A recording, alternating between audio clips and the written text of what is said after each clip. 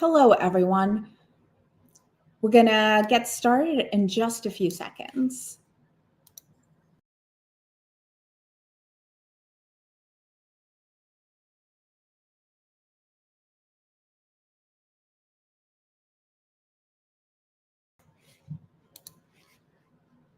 Welcome. We are excited to get started today. I'm sure this will be a fantastic discussion on women's journeys to digital equity. I'm Revati Prasad, the Vice President of Programs for the Benton Institute for Broadband and Society. For those who may not know of us, we're a 40-year-old nonprofit focused on broadband policy, working to make sure everyone can use and benefit from high-quality, affordable broadband. Part of my role at Benton, potentially my favorite part, is to run the Marjorie and Charles Benton Opportunity Fund Fellowship. We established the fellowship for our 40th anniversary, a time that also coincided with the pandemic that demonstrated the continuing digital inequities in our country and the immense federal investments made to address those needs. The Opportunity Fund puts out an annual call. The next one should be out this summer.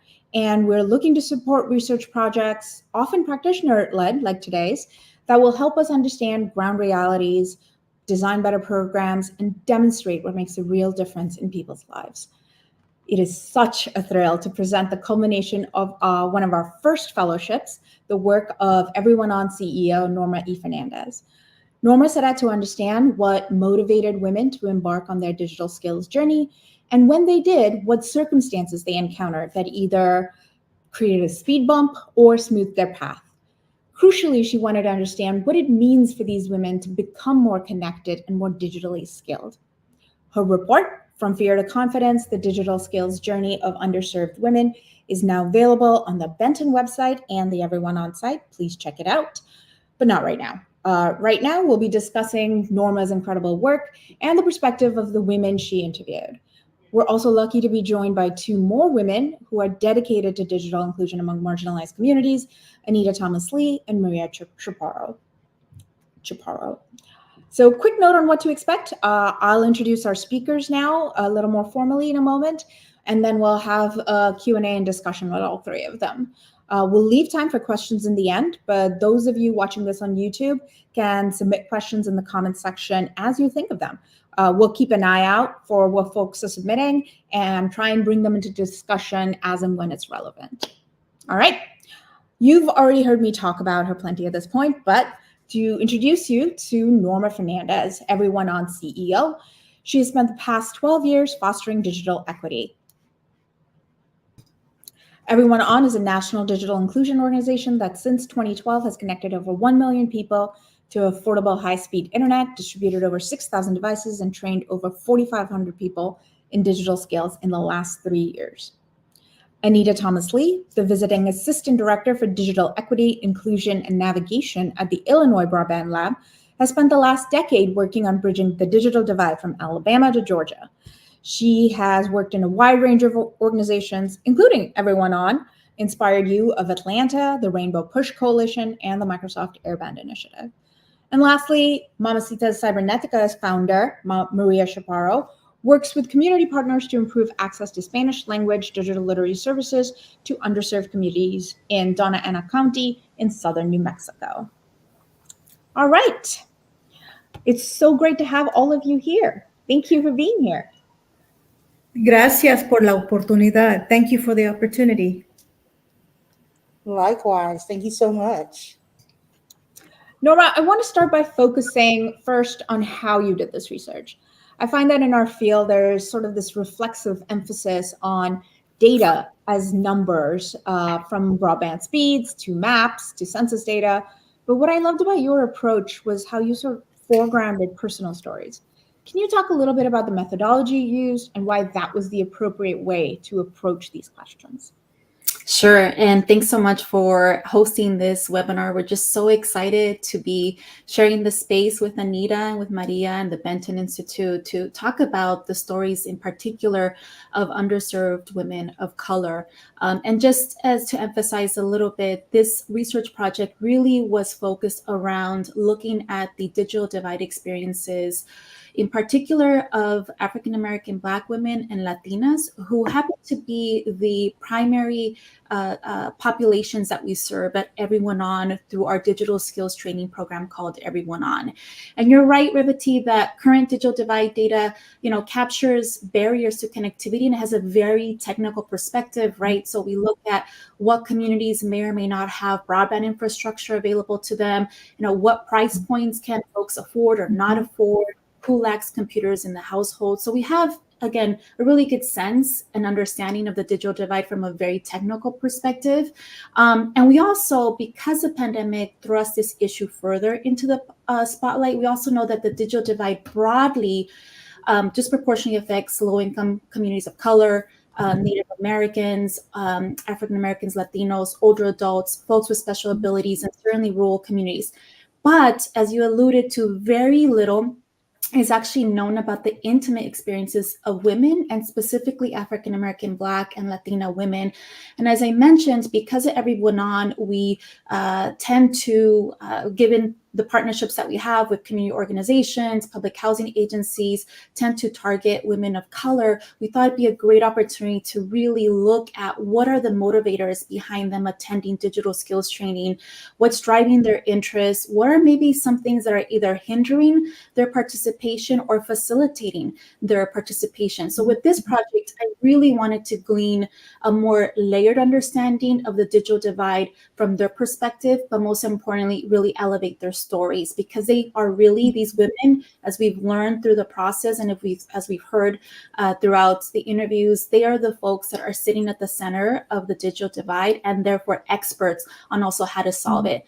So to that end, like you mentioned, I led with interviews, in-depth interviews with our former digital skills training participants, and they really did offer a more nuanced, in-depth look into their experiences. And for me, it was really important that the women felt comfortable and respected, that they felt they were interviewing in a safe environment. So I took my time with each interview to really establish, number one, a connection, some form of relatedness, convey my appreciation for their time and insights, and really to ensure that the information that I was collecting, whether it was through the interviews and surveys, was going to be safe and respective. And then also really shared with them why their stories matter. I really wanted to make sure to drive home that message that we weren't just doing this research project for the sake of collecting data and putting it out to the world, but really how their stories are going to help inform all of the digital inclusion initiatives that are taking place across the country right now. So I really made a point to emphasize that.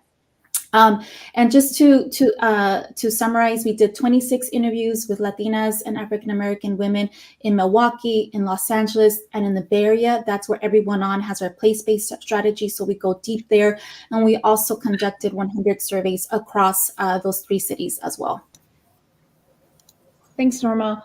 Maria, I'd love to bring you into the conversation at this point. This is something that we've talked about in the past, particularly the importance of stories in establishing your organization.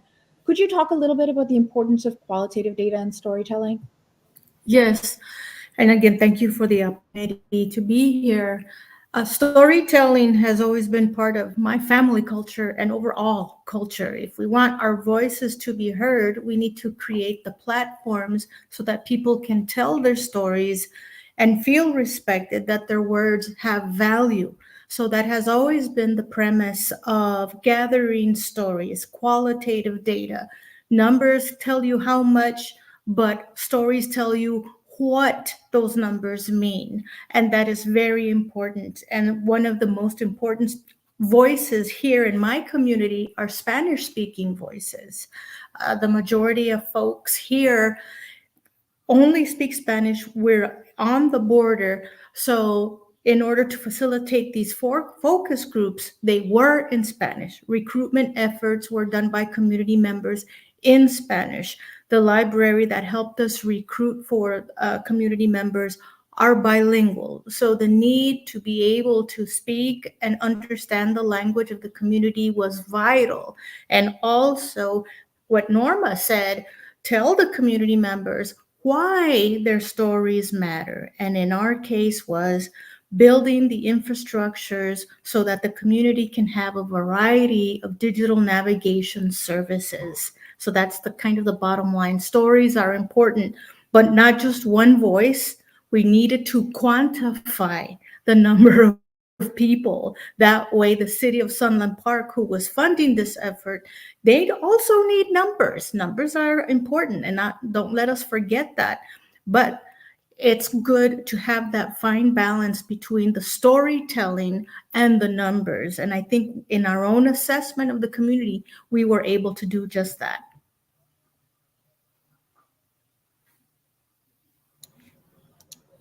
Thanks, Maria.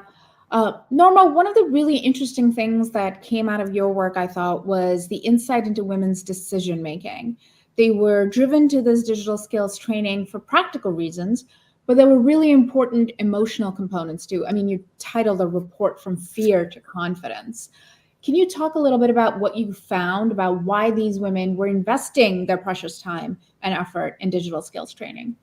Sure. And this builds off of your previous question, right? These are the things that we don't get at other digital divide research that is out there, right? The reasoning why people are wanting to connect to the internet, why they're staying connected, and why they're using it. These are very critical and essential to help inform the overall story, but most importantly, how we use these stories to inform future efforts.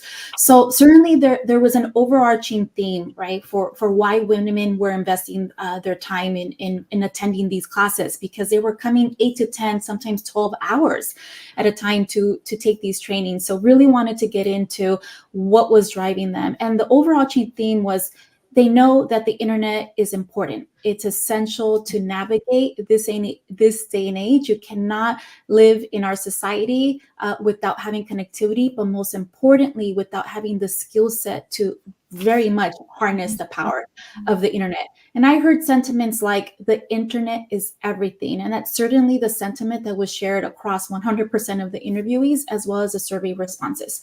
And there were three really critical factors that emerge also from the interviews and the surveys. One was women want to learn and they want to grow. They recognize that there's a huge opportunity for them to develop their own skills. In fact, 45% of them shared with me that they wanted to learn things like resume build, learn how to use Google Sheets, for example, or how to build flyers because they're church volunteers. And helping others was number two. That was a big, and you can imagine, primary driver, in particular for moms who have students in K-12 schools. Certainly the pandemic push folks, and in particular parents and guardians, how to learn how to support their kids. And so women were coming to the classes because they wanted to be in a better position to be able to email their students' teacher, to be able to log on to Zoom for parent-teacher conferences, and also to help their kids with their homework, especially their younger kids. And number three, something that was very notable in terms of what was driving women to come to the classes was wanting to develop a sense of independence. This was a big motivator for women, and something that I was not expecting. I was certainly expecting wanting to learn and stay connected, but I wasn't expecting women sharing that they felt a sense of embarrassment and dependency on family members, on friends, on neighbors, but also dependence on even on their younger children to ask them for help with how to do online banking, for example, or how to log on to Zoom. In fact, out of the 26 interviews that I conducted, 23 women expressed that they had this sense of embarrassment and dependence, on family members. So that was pretty significant. And folks would share, I feel powerless. My kids teach me, or they help me, but they don't teach me. And so it really just, again, highlighted that women are coming not just to learn the technicalities of staying, being online, but also wanting to become independent and ensure they have the skill set to really use the internet for their purposes. Absolutely. The point you made about the embarrassment really struck me as well. It also made me reflect on how I have treated my mother when she has asked for help in the past. Anita, I'd love to bring you in at this point. You have extensive experience working in different geographies. Does what Norma found about women's motivators on digital adoption, did that resonate with you?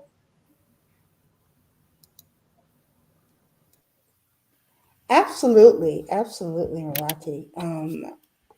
So as a former digital literacy instructor and a former program manager, yeah, I was one of those on the ground people that was actually connecting with these women, mostly women, like you said, doing these classes.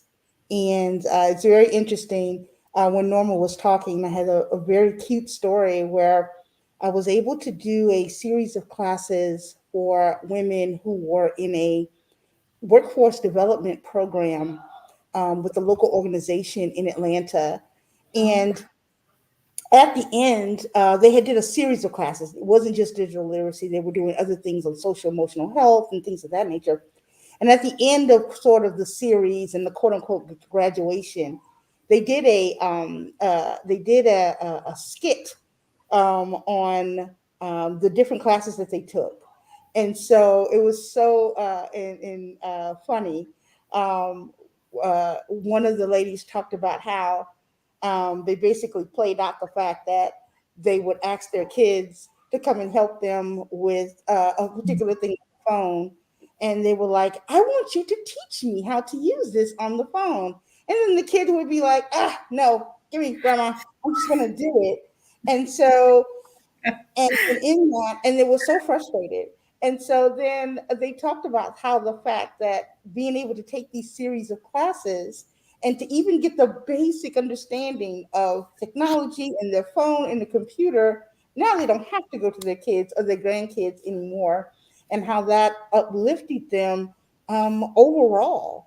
So another thing that, especially working with seniors, and these are senior ladies as well, we think about how we do this work in digital inclusion, and how we, want them to get the skills, want to be able to use things effectively, wanting them to understand how to enhance their lives. But the first thing we have to do as practitioners is alleviate their fears. The first thing they always say is, I'm going to break it.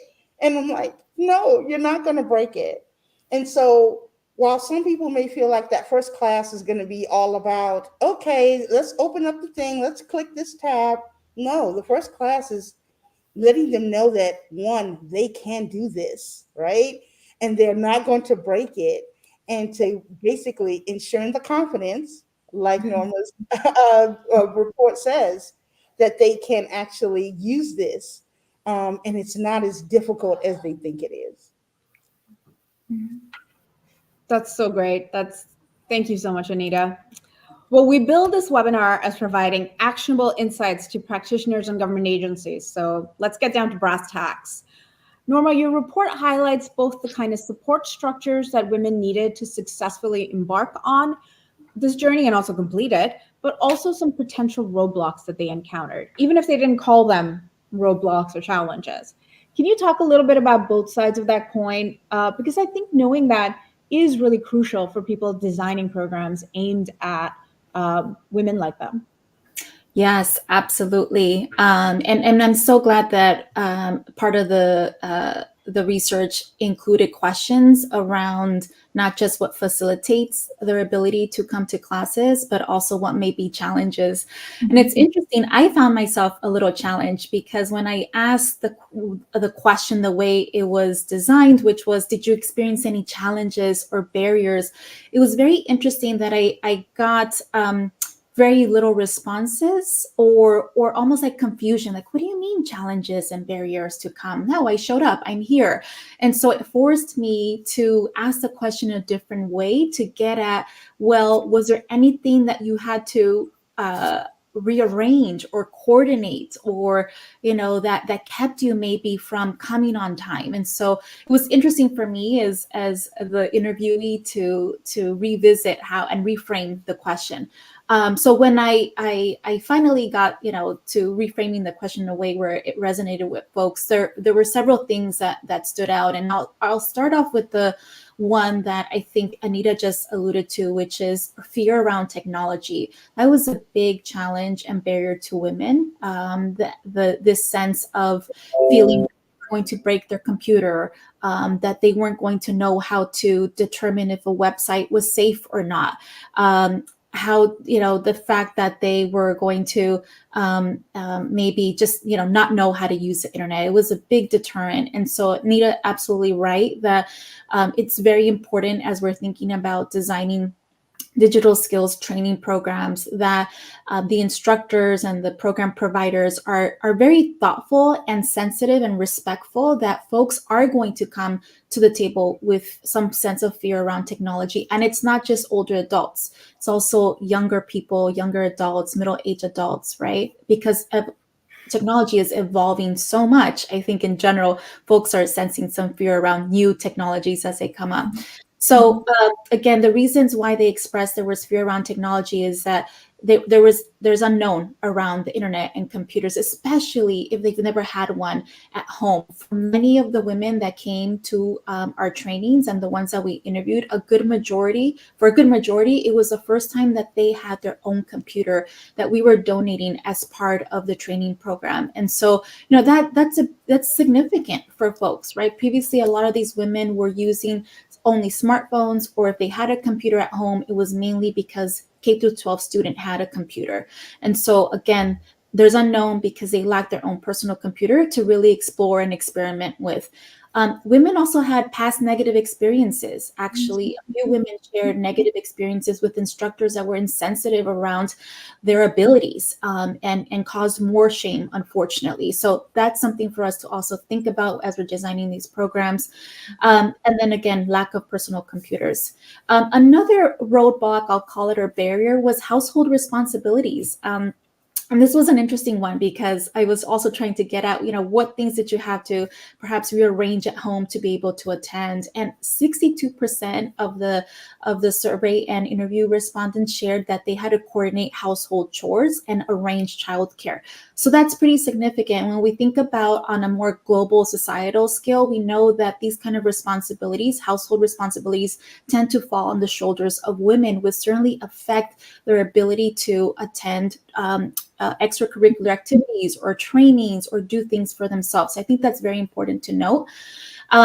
And then lastly, another barrier is unaffordable internet prices, right? And we know that the pandemic just really spotlighted this as an issue. 59% of the women that participated in this research project reported experiencing either some difficulty to pay their bill, and 17% very difficult to pay their bill. And the majority were paying $60 or more a month. I know right now there's a big conversation around the Affordable Connectivity Program. It's coming to an end in the next few weeks. And it was interesting to learn that even though the majority of women, based on some of the demographics and data that we collected, are eligible for ACP, only 21% were enrolled. So that was pretty surprising, just given the amount of outreach that has been occurring, locally and nationally to drive awareness and enrollment, but only 21% were enrolled. It was surprising to hear that 47% were not enrolled, and about 7% said they attempted to enroll, but it was difficult for them to sign up. So those were the three roadblocks or challenges, and I'll get to the support structures, which really highlight, I think, the importance of coordinating programs that are culturally sensitive, that are close to people's home of residence. So I'll share a few. One is that family, even though the women felt dependent on their kids and older children and even neighbors and other family members, family was also a major support system for these women. It was just so beautiful to hear some of the women share that their kids were so enthusiastic about them attending a class. Like, mom shared, like, I shared with my 5-year-old, I'm attending a computer training program, and she stood up and yelled. So it was just so heartwarming to hear those kind of stories, that despite feeling dependent on their family members, and in particular kids, they also felt very much supported by them. Community anchor institutions and organizations, I think, as we all know, are major support supporters of community, right? And they provide not just a supportive environment for us to be able to host our digital skills training, but because they also provide wraparound services, it really provided an opportunity for women to come to trainings, feel comfortable, but also get support in other areas that they may need, right? Whether it's parent engagement training, health and nutrition workshops, employment services, et cetera. So, we found that to be through the research a big factor in supporting women's ability to attend digital skills training. And then another one that really stood out, and it just came, even though it wasn't a question that was asked in the survey or in the interview, it certainly came up throughout the conversations, is the in-person and hands-on training. And I think, Anita, you mentioned this just a few minutes ago, how critical that is, in particular for novice learners, right? Which were definitely 100% of our participants, folks who, again, never had owned their own personal computer. If they had not touched it, don't know how to use email, just don't feel comfortable navigating the internet. So for this particular population, it's extra important, and we need to be intentional about providing in-person and hands-on training. Thank you. That's what I was thinking when you were talking about some of the barriers you mentioned earlier, is how interconnected they are. So here we are talking about a digital skills program, and you might think of being like, that is the work, but it's not, because it's also about device access. And simultaneously, it's also about the affordability of internet service. So you're not going to get to digital equity just addressing one of those issues. Correct. Maria and Anita, in your work, have you seen other supports and barriers that women are likely to encounter in their digital adoption journey? Or put another way, how have you designed initiatives in the past to account for what kind of support and hurdles women might encounter? Okay. In one of the first videos that we did to explore the digital divide before Mamacitas Cibernéticas, that is something we were thinking about. And my background is in public health. And we have had, and Norma, you're familiar with this, and so are you, maybe Anita. I've worked with in the past promotoras de salud. And that kind of methodology of there's more women than men, a promoter of health. What these promoters of health, there are systems now. There's, here in the state of New Mexico, promotores de salud have to get certified and receive ongoing training. These are usually women that are the same demographics as the community that they are serving. And what we're learning here is that if you provide digital literacy training or any kind of training that you want to get to the community, the promotores de salud they are essential in reaching that population. For example, once we get promotores de salud trained here in my area, these are individuals that could go into the homes for people that don't have transportation. A lot of the folks that in our focus group for our own needs assessment, the majority of them have smartphones, but they don't know how to use them. But the majority of people in our focus groups were elderly, so they don't have the means to go to the library where they can use a computer. They would want this service, this digital navigation service, to be provided in the comfort of their own home. So that is something that we are working with. And Norma, everything that you've said about the community feeling valued at their own pace, that also goes for the promotora. Some women that are promotoras also have that fear of technology. So it's just not the community. Who are your trainers, or who are the people doing the outreach? All of these tiers of peoples need to be trained. And that's what we're trying to do now, is establish infrastructure so that there is a training mechanism in Spanish to promotoras de salud to be able to deliver the digital navigation services of our community. And the report that I did, Norma, echoes yours as well. Where's the camera? Here are women, the same digital barriers, fear of retaining knowledge, even if they do go to classrooms and learn. They will think, oh my God, I'm going to go to one lesson and then I'm going to forget everything. Fear of accident. They don't want to go and do the internet because some of them have expressed fear of accidentally going to websites that are inappropriate. They type in one lady. Here's a funny story. This one lady was doing a search of La Virgen de Guadalupe. So she typed in and she says, oh my God, it took me to a site that was so inappropriate. Well, use your imagination. What did she type and what were the images? That made her even more scared, and never again. As far as facilitators, Norma, like you mentioned, family is certainly important. Creating the atmosphere in the classroom where they won't feel judged. A lot of these ladies are in their 60s, and if they see a 30-year-old in that same class, the 60-year-old or older may not be comfortable with someone younger for the fear of, well, what is this old lady doing in this classroom? Because grandkids can be a little mean too. Ay, abuelita, ¿por qué quieres aprender? Ya estás bien vieja.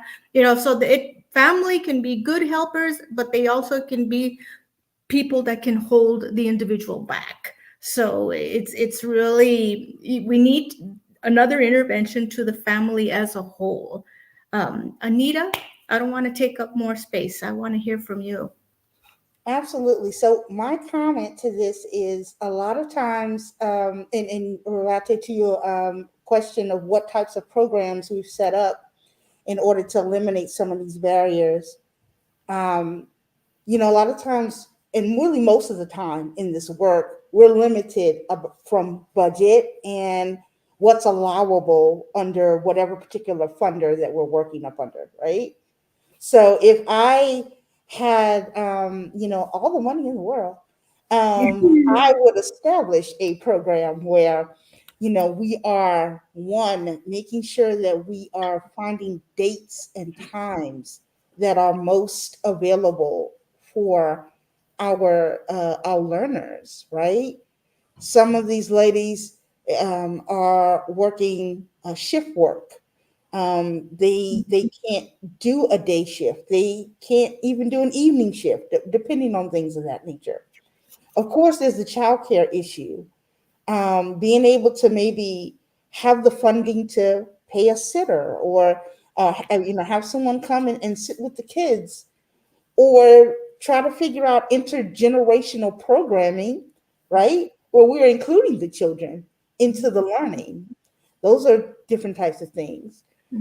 Transportation, being able to, if we can't actually have sessions in the communities where they live, to be able to offer bus passes or Uber and Lyft and rideshare types of certificates, so we can make sure that the ladies can come and the learners can come.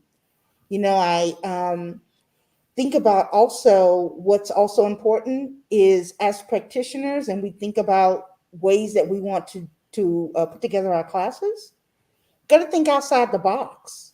We can't automatically assume the libraries are awesome. They really are. I'm not going to even know it, but let's think outside the box sometimes.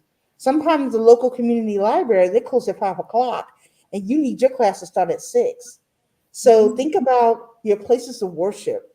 They are amazing spaces that you can work together in order to have classes. Not to mention, when we going back to the whole fear concept, right? A lot of times, if the message is coming from their faith leader, that this is something that they need to invest in, they'd be more willing to do it than if it's from XYZ, someone from the university saying, hey, we're doing free classes. And so to me, that's just many different opportunities where we can think about, how do we get this to the community? How do we establish digital equity in the community? I like to say, being in this work for a decade, this is a very niche topic in our society. And so a lot of us practitioners, we're doing two things. And this great work that this report that Norma has done, is going to be amazing, because it has the ability to go in two different places. Because we as practitioners, we have to not only try to get the funders and our elected officials and the policymakers on board with how important this is. But we also, like I said, like we said in the fear thing, we have to also market to the people we're trying to serve and get them to understand that this is an important adoption that they need to do in their lives. So, yeah, it's it's how do we interweave digital inclusion programming in things that people are already aware of, are already trusted with investing their time in, and then we're able to get in that knowledge and they can get those skills. If I could add just a couple of things and respond to what both of you are saying, because I think it's very spot on, and it just really highlights that the type of programming and outreach that we're talking about is not easily scaled, right? And there's a lot of talk about how do we reach the masses in the shortest amount of time with the least amount of money, but how do you demystify technology? How do you build a sense of community? How do you respectfully create inclusive programs in a scaled way? I'm not saying it's impossible. What I'm saying is it takes time, right? And I think part of this research really highlights that these are personal connections that need to be made to encourage and ensure that we're setting up environments that encourage women to feel comfortable and safe and supported through their digital skills journey. And that takes time. And time takes money, right? It takes immense amount of resources. And like amazing leaders like Anita and Maria and others in the digital inclusion space to design these kind of programs where we're really centering what we're talking about here is equity, inclusivity, right? And so that takes time, and it takes like folks really dedicated to that. And if I may, if we can show a slide, because I think it segues perfect into what you all been saying, creating an ecosystem, creating a community, creating an environment. So I just wanted to share when we did our report, and once we spoke with not only the community, but the stakeholders in the community itself. You see here, we're relying on community partners to build a community-wide coalition in our area, because we live in a part of the world that resources are limited. We're not as big as El Paso, Texas, nor do we have the tax base of El Paso, Texas. We're 1 hour of the county seat. So you all know sometimes we have to depend on our neighbors, our community services, and leverage those resources.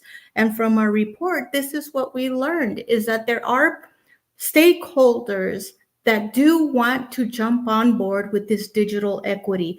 The city of Sunland Park, for one of those entities, they gave us the ARPA money. We did our report. Borderplex Connect out of El Paso, Texas. Since we're a border community, we think outside of the box. Just because New Mexico is a different state, we live in the border. El Paso is 10 minutes away. So we got to really focus on who our neighbors are, regardless of political differences. We have Empowerment Congress. They are in charge of the Promotoras de Salud. We have a community college here in our region that can provide the additional classrooms, can provide the additional after 5 time.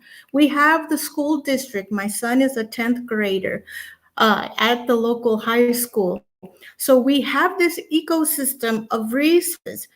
Our role as Mamacitas Cibernéticas, what we're trying to do is get these folks to work together with the common goal, to break down the barriers, to share resources, and provide digital navigation services to the community. One of our best partners has been the city of Sunland Park. One of the recommendations of this report that we did was hiring at the library a digital navigator. That was done. This report was made in July 2023. Norma, you said it takes time. It does. This digital navigator started in November. Now we are trying to get Mr. Elau Vasquez full-time status. And the librarian just last week did a presentation to the city council. Why? Because as a result of hiring a digital navigator at the Sunland Park Community Library, we have seen foot traffic increase to the library by 200%. So these services need to be part of an ecosystem that can be accessible by everyone in the community. So I just wanted to share this visual with you all. Thank you, Maria. And I think what all three of you are talking about, time, is so critical, because it's not just about having the time to build the depth of relationships that you need to build the ecosystem, as Maria was just saying, but it's also about becoming a place that your community can count on an ongoing basis. It's about longevity and sustainability.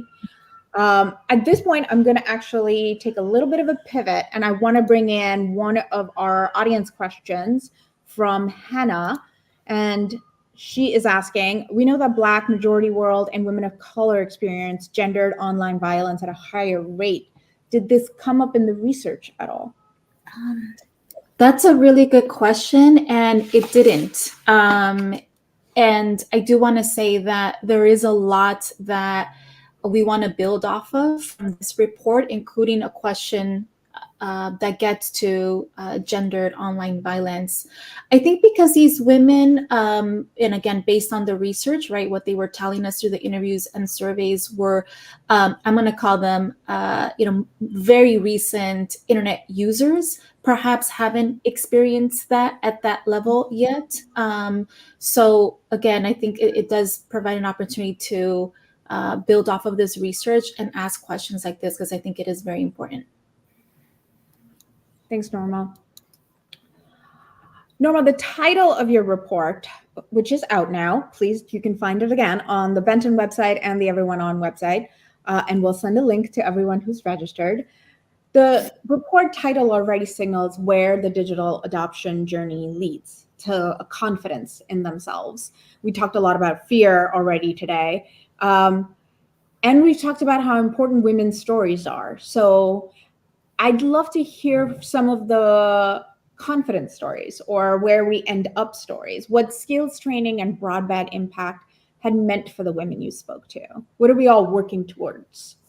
Well, I'd like to read just a couple of quotes that I pulled from the interviews, because they get to what you're asking, like, what are we working towards? And certainly the women came to the trainings to develop practical skills that we talked about, learn how to use email, learn how to navigate the internet safely, but they walked away with so much more. And I was definitely not expecting some of these responses, nor the emotion behind some of their stories. So I'm just going to read off a few. One woman in Los Angeles said, "I felt lost, and now I feel more prepared and life feels easier. Day-to-day activities, I feel empowered." Another woman in the Bay Area said that I am capable of learning and that I should not be afraid. I'm very proud of myself.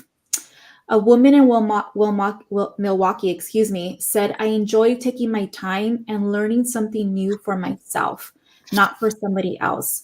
I learned that I could do more and that I can be better at it." And the last one I'll share with you, because this one just really pulls in my heartstrings, and I've shared it over and over with folks who I've had the opportunity to do so with. A woman in the Bay Area said, "To have love for myself."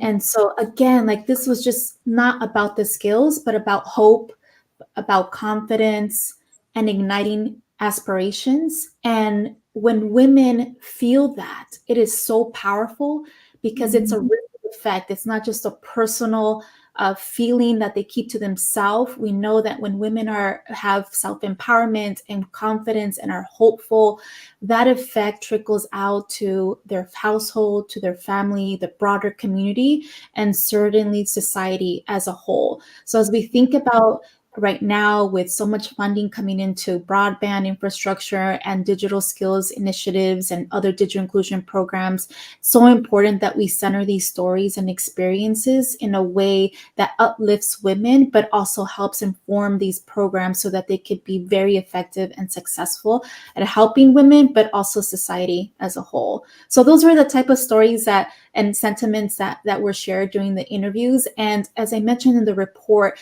it's really hard to convey that in a report. But when you listen to the interviews, I often go back to them. You just the energy is palpable. Their self-empowerment, their confidence is palpable. A few women shared that they had never been asked these questions. They had never been asked, what do you need to be supportive? What did it take for you to come here? How do you feel after participating in a training? Several women, as I mentioned, shared they had never been asked those questions. And a few women even shared some tears. I think it was just this, strong sense of self and emotion when being asked these kind of questions. And that was just very inspiring and touching to me. And I think, Ravati, to build on top of the power of women, it goes back to also being accountable as a community-based organization. EveryoneOn, you are held accountable to these women, Norma, Anita. So is Mamacitas Cibernéticas. We just came in, did an assessment, and the community is saying, and now what? I feel that these women and our constituents, our community, they have a big, important responsibility to evaluate the kinds of services that we do, hold us accountable. If we're not delivering the kind of services the community wants, if we're not seeing the impact that as researchers, practitioners, we want to see, something is happening. So going back to the community, going back to these women and saying to them also, you have the power to make these programs the way you need to make them work for you. So there's power in that. Accountability is also important. And this is another way these women, us women, can continue to do the work that we need to do. Thanks, Maria. What you're saying about us women really resonates with me, and it was something I wanted to pick up from what Norma just said about sort of the ripple effects. Like, the nature of this research was a focus on individuals and their particular paths, but there's also that collective impact that Norma just alluded to here as well. What happens as a result of women's digital transformation? So maybe Anita first, and then Maria and Norma, please chime in. Could I ask you to talk a little bit about the outcomes of women's broadband adoption on themselves and perhaps their communities in ways that we may not immediately think of? Like, even just from this discussion, it almost feels like the work, the labor of digital inclusion is more and more women's work in some way. Perhaps is women's work. Well, we rule the world, right? We rule the world. Hacemos todo. Beyonce is going to take over the country music scene. That should have been the title of the report. Who won the world? Women. Girls. This is amazing. A couple of things I want to say before I launch into your answer is, thinking about things like the time that it's going to take to make influence. I think one of the things that currently I have the opportunity to manage and pour into digital navigators across the state of Illinois. And one of the things that I try to relate to them is, a lot of times impact and numbers are not going to jive, especially when you are working on nonprofit level budgets, right? And so sometimes you as a practitioner, you have to kind of make that choice, and it's an unfortunate choice, but you have to make it, right? Because things take time, and unless you have tons of money, impact and numbers are not going to be the same. And so I think that's important that, as we get ready for all of this great Digital Equity Act money that's coming forward, right? I think it's going to be very important that we utilize this money to try to do both if we can, right? But focusing on impact. I think also to answer your question about, how this affects, our communities and our society.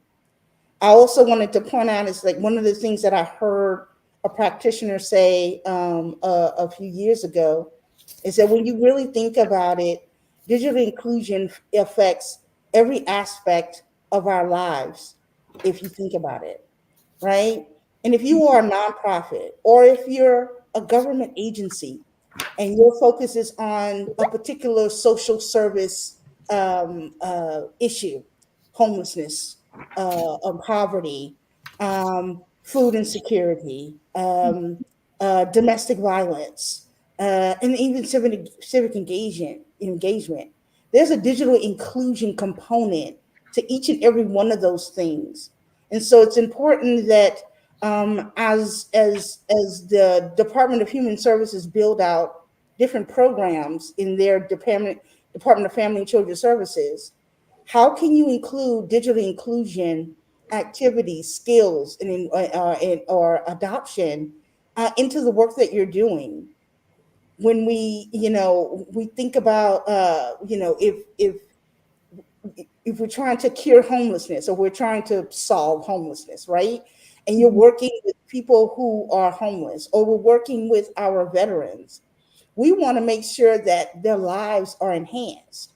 So it has to be a little bit more than just getting them in a house or getting them a job.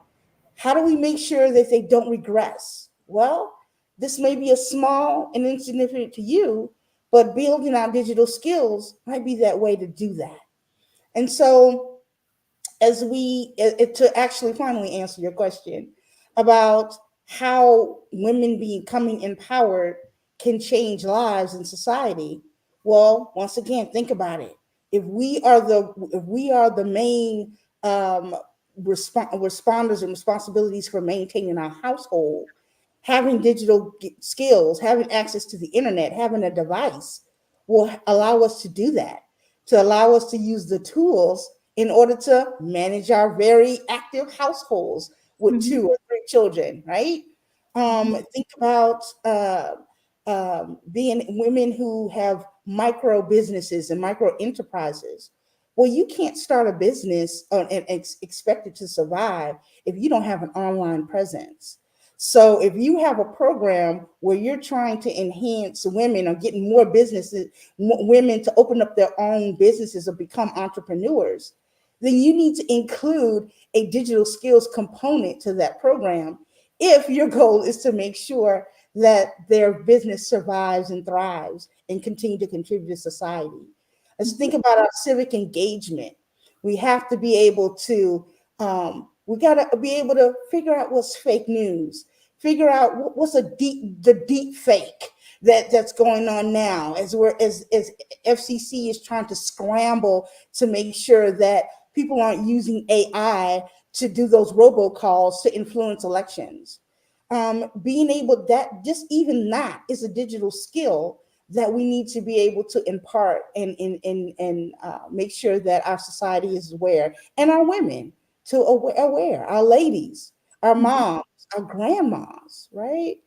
And so what I would say in my particular life, as a practitioner, I have seen um, grandmothers who are ecstatic that now they're able to talk to their grandchildren using their phone or their iPad or even their television far away. I've seen women who've taken classes and was able to get a free device and have her say, I'm now going to use this to go to school and get a degree and get a better job. Or I'm going to use this computer to start my business where I can either, or I'm doing hair, or I crochet things that I can put on eBay and online. And I've won that gamut all the way up to the higher gamut of women, Black women in particular, who are currently serving in state, local, and national nonprofits that are doing this work and are trying to achieve digital equity for the communities that they serve. So I'm very pleased to be a part of a new group of women who are leaders in government and agencies that are doing this work. So the answer to your question, it's the gamut.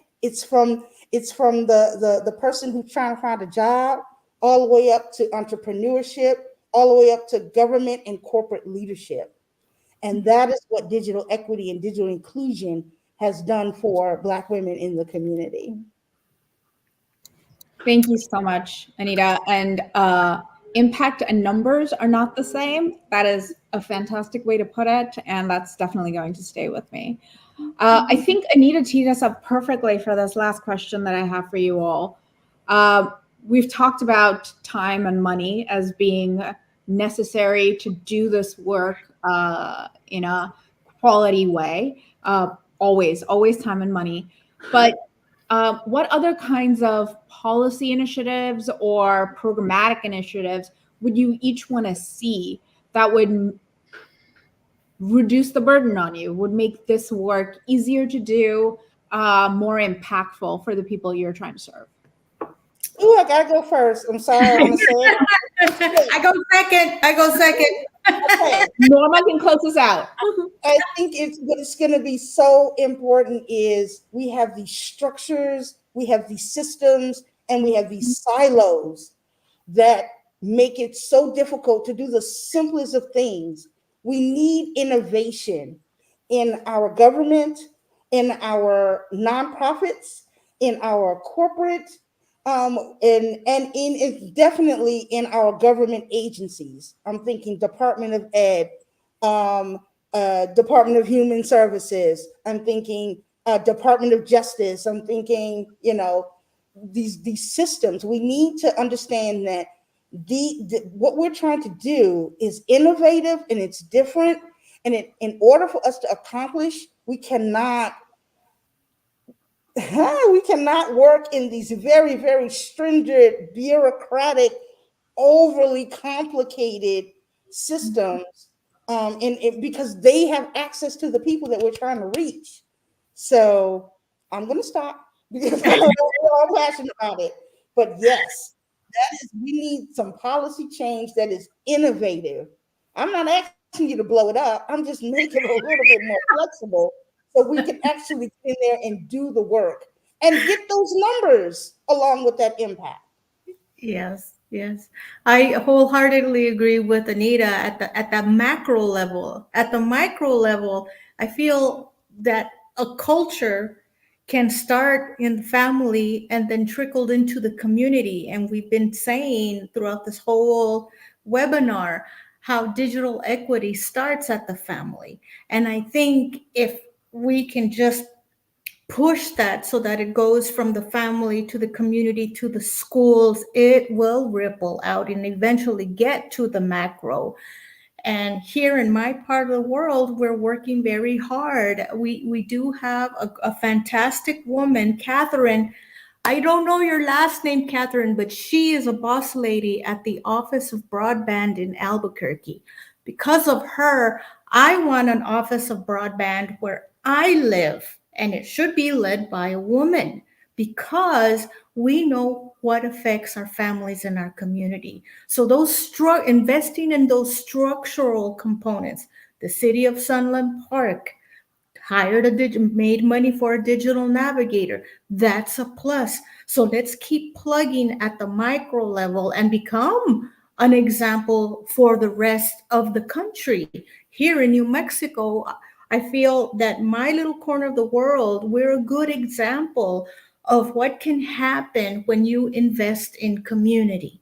Bottom line, invest in community, invest in women, and you'll see those changes. Not as fast as we want them, but if we have the community always involved in feedback, in how to develop programs, how to evaluate the programs, what is the future now, what this community wants to learn, and we as practitioners and researchers document and base our policy on that qualitative and quantitative data. That is how we're going to keep making strides and changes.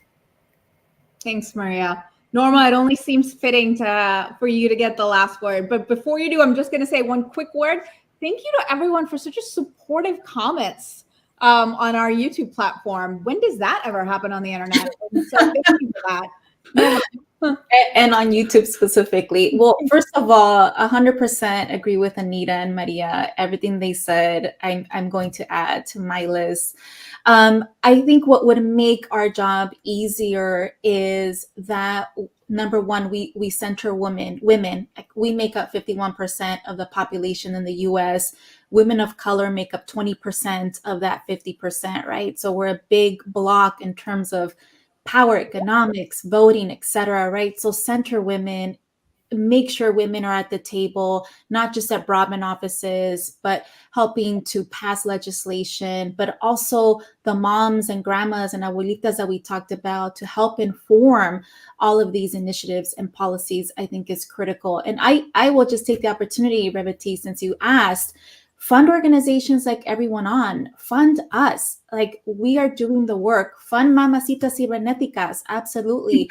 And many other organizations that are out there, grassroots to larger organizations that are really focused on the digital divide and making it a point to center equity and work in collaboration. Like, that's the only way we're able to do our work at EveryoneOn, is in collaboration with other organizations.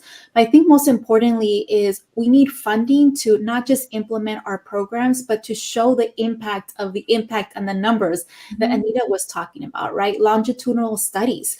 I mean, clearly this short-term study that we did illuminated so much, and we could build off of it to just continue to highlight why these issues are important and why we need to continue to elevate these stories. See. Exactly. Yes. Thank you so much, Norma. And thank you, everyone, for joining. Thank you, Anita and Maria, for participating. Thank you, Russell and Reed, for helping produce this. We will be wrapping up now because we are at time. The stream for this will be posted on the Benton website, as well as the EveryoneOn site as well, I believe. And we will, and the report is available on both sites, along with an executive summary, both in English and in Spanish. Thank you all for joining us today. Till next time. Thank you all. Hasta luego. Peace.